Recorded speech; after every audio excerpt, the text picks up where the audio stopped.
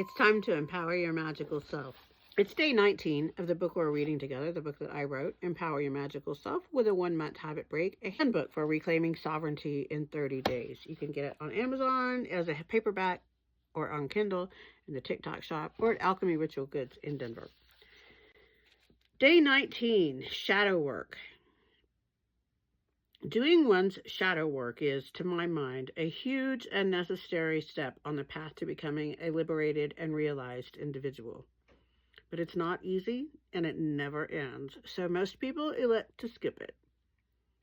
What shadow work means, simply put, is getting comfortable with the parts of yourself that make you cringe. Those parts of you, like we discussed on day 15, that you keep locked up for fear they'd get you ostracized or arrested or both.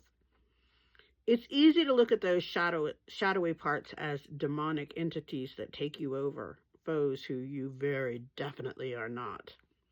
But the difficult truth is that they are you, just as much as the part of you you choose to show the world.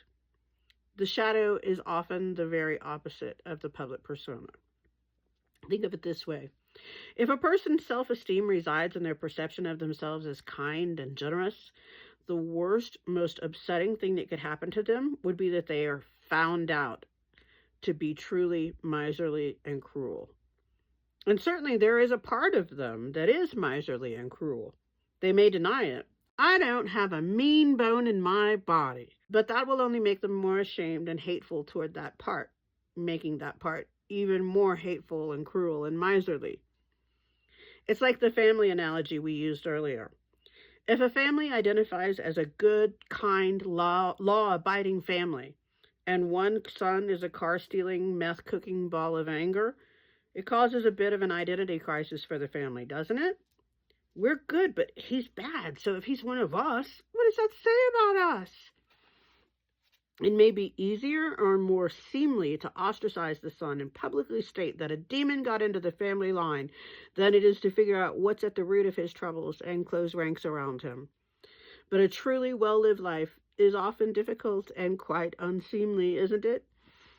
So what do you do about your own car-stealing sons, your own shadows? First, don't deny they exist. Talk to them like a kind counselor. Don't interrogate them like a cop. There's a good chance this habit you're breaking is the beloved possession of one or more of your shadows. Ask them why it's so important to them and listen. Don't judge their answer even if it sounds silly to you. We're working on building trust here, not more resentment. Here's a prompt. What's your relationship with your shadow?